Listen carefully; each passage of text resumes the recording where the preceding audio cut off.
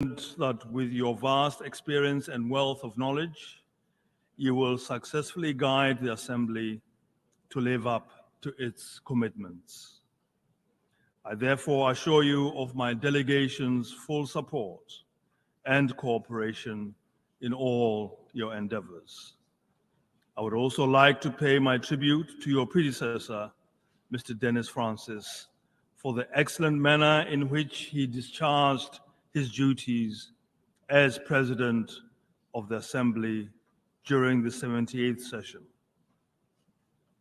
To Secretary General Mr. Antonio Guterres, I express my country's deep gratitude and unwavering support for your exceptional work on behalf of humanity, especially amidst the significant challenges facing multilateralism today. Under your leadership, the United Nations has navigated numerous obstacles, including the COVID-19 pandemic, escalating debt crises, and the impacts of climate change. In your address to the General Assembly, you highlighted the importance of peace within communities, peace with justice, peace with dignity, and peace with nature, emphasizing that building peace is humanity's greatest responsibility. The UN was founded on the belief that nations can and should live together in peace and work with each other to resolve conflicts peacefully for the betterment of our lives. It also established the framework for justice, respect for international law, and the promotion of global socio-economic development. As the UN celebrates its 79th anniversary this year, we must reaffirm the enduring conviction of our founders and reassert their sense of purpose. As I stand here today, I resonate with these sentiments, drawing from our nation's history and experiences. This year, Lesotho commemorates 200 years since the founding of the Basotho Nation, with the pinnacle of this celebration occurring on the 4th of October. What then can we as a smaller nation contribute to the global discourse on peace? Mr. President, Lesotho was founded on the principle of peace, kgotso. Our founder, Morena Moshoeshoe I, cherished peace as one of his core values. Writers and researchers have described him as, and I quote, "no common man, as someone who stands out clear in the light, original, able, enlightened, and upright. His humanity, his mildness, his love of peace and justice, for his horror of war, his forbearance under extreme provocation are conspicuous upon every occasion." End of quote. These are qualities that have inspired us as Basotho. Morena Moshoeshoe I was able to bring together different tribal groups, avert conflicts, and negotiate lasting peace that to this day we strive to maintain. Basotho are a nation built on tolerance, inclusion, and unity, which are also the key principles enshrined in the Secretary General's new agenda for peace. It is in this context that we hail as most appropriate the theme chosen for our general debate this year, namely, leaving no one behind, acting together for the advancement of peace, sustainable development, and human dignity for present and future generations. The relevance of this theme at the present juncture in international relations is beyond doubt. Through collective action, we can conquer the challenges facing humanity and realize a sustainable future for all. However, this will require leaders with humanity, mildness, a love of peace and justice, horror of war, and forbearance under extreme provocation. These are ideals that can be achieved. My ancestor, as testified by many, was the embodiment of these traits which built a nation that stands to this day. Business as usual will not preserve our world as we know it. The enjoyment and exercise of human rights and attainment of sustainable peace and development require a deliberate, fundamental shift and commitment by the world's leadership.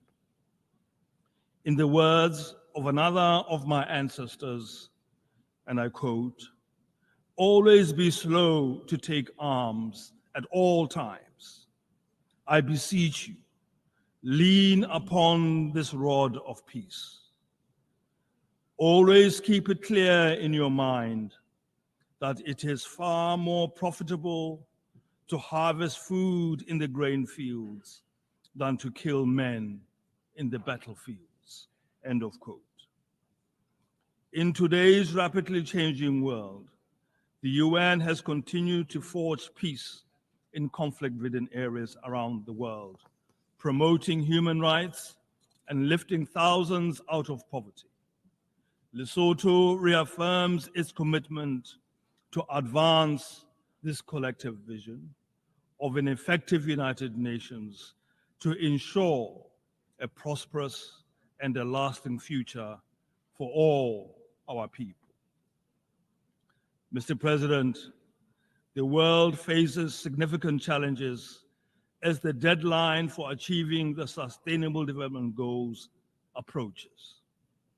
The 2024 SDG report indicates that only 16% of the targets are on track to be met by 2030, while 84% show limited or reversed progress. The UNCTAD 2024 report highlights a troubling trend where 48 developing countries spend more on loan interest payments to developed nations than on essential services like education and health. This economic inequality drives migration, and as refugees seek better opportunities, often leading to xenophobia and conflict in host countries. Addressing this inequality is crucial for fostering inclusive development and ensuring global peace and stability. To enhance the implementation of the 2030 Agenda, my government plans to present its third voluntary national review on sustainable development in 2025. Achieving this goal requires stronger partnerships and increased financial support, particularly for vulnerable countries that are both least developed and landlocked. The current crises of hunger, poverty, disease, and climate change threaten to reverse the progress made over the last century. In Lesotho, climate change exacerbates environmental degradation, impacting agriculture, water resources, and energy supplies, leading to food shortages, which have compelled our government to declare a state of emergency in food security. However, we are committed to responding to these challenges by pursuing opportunities that will enable greater self-sufficiency for the country. Lesotho's stock in trade is a high-quality suite of renewable energy resources of sun, wind, and a plentiful supply of the purest mountain water. We are therefore in a position to establish a sustainable renewable energy and water economy. Our priority is to satisfy the deficit in our domestic energy demand and to export clean energy and high-quality water to the region. Our goal to fully meet commitments of the Paris Accord well in advance of 2050 will be attained, with the potential of Lesotho being among the first countries in Africa to be a fully carbon-neutral electricity generator. We seek our own opportunity to navigate our own way in this complex world. Mr. President, it is essential to restore dignity and hope for women, youth, and marginalized communities who continue to experience a disproportionate level of vulnerabilities and disadvantages. Gender equality and the protection of women and girls from violence are fundamental human rights that must be prioritized. The government of Lesotho has implemented policies and laws to address these issues in line with regional and international commitments.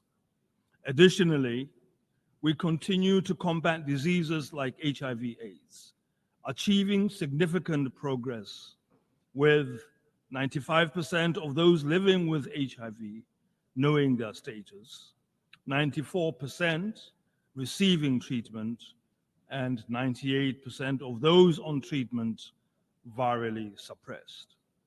Since 2010, we have successfully reduced new HIV infections by 74%, demonstrating our commitment to public health and social equity.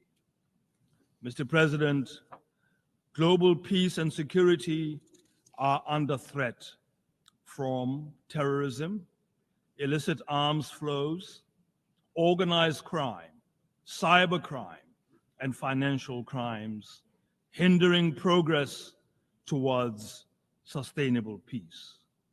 This worrying state of affairs demands collective and resolute action to protect global peace, security, and stability for the benefit of all humanity. Mediation has proven effective in saving lives, minimizing resource costs, and preventing infrastructure destruction while facilitating reconciliation between opposing parties. Despite the UN's focus on peaceful dispute resolution, political tensions among member states have limited its mediation efforts. It is therefore essential for the UN Security Council to take a proactive leading role in the mediation of disputes. To achieve this, the Council must adopt a multilateral approach, as we believe this is the only way to ensure transparency, impartiality, and a sense of ownership of the mediation process by the wider UN membership. For this reason, we warmly welcome the Secretary General's new agenda for peace, which emphasizes the urgent need to rebuild mechanisms for managing disputes and enhancing trust among member states and regional frameworks. Mr. President, respecting and upholding human rights is a fundamental obligation of all states as outlined in the United Nations Charter. Self-determination and independence are essential rights that should be accessible to all people. We urge the full implementation of United Nations resolutions aimed at ending all forms of colonialism and occupation, particularly emphasizing the need for the self-determination of the people of the Western Sahara. Mr. President, the situation in the Middle East, especially the ongoing human rights violations in Gaza, requires urgent attention. We renew our call for a ceasefire, as both the General Assembly and the Security Council have repeatedly advocated for one. The high cost of war is a burden humanity should not bear. We believe in a two-state solution that allows Israelis and Palestinians to coexist peacefully and securely. Genuine dialogue and mediation, respecting the rights and concerns of both parties, are crucial for resolving the Palestine question. Additionally, we call for a mediated solution to the unilateral coercive measures on Cuba, as the international community has consistently demanded the lifting of the economic and commercial embargo. Cuba, like all member states, deserves the right to participate freely in international trade. And we also reiterate our call for the lifting of sanctions on Zimbabwe.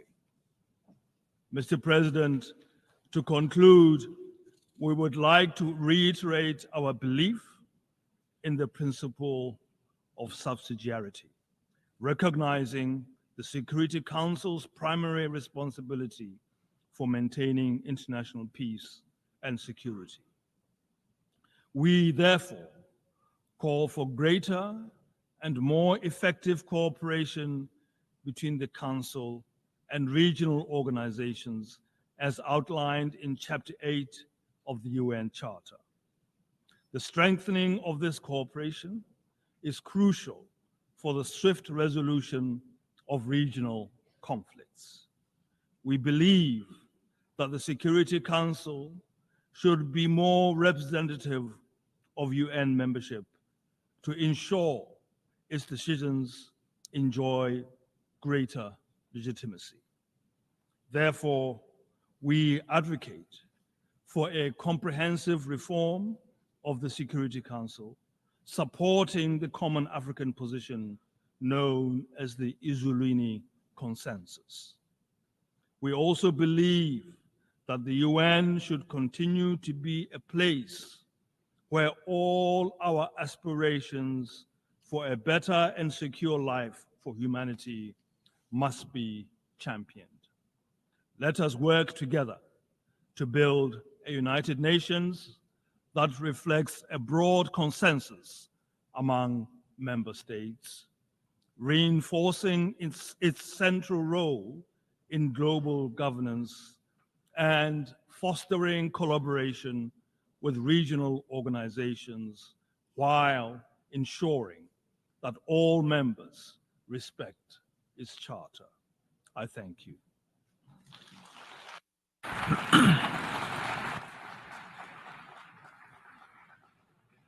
On behalf of the Assembly, I wish to thank the King of the Kingdom of Lesotho.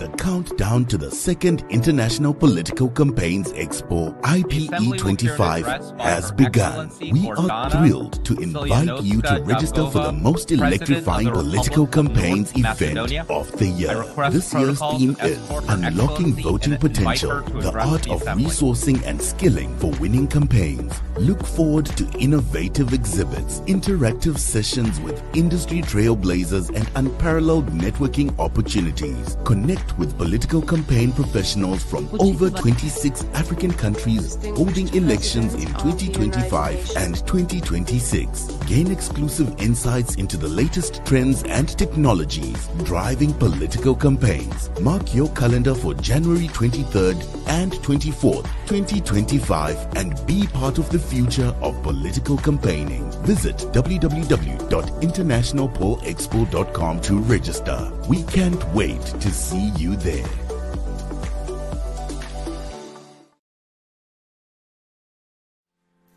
Every time I look at my mom, I see my world.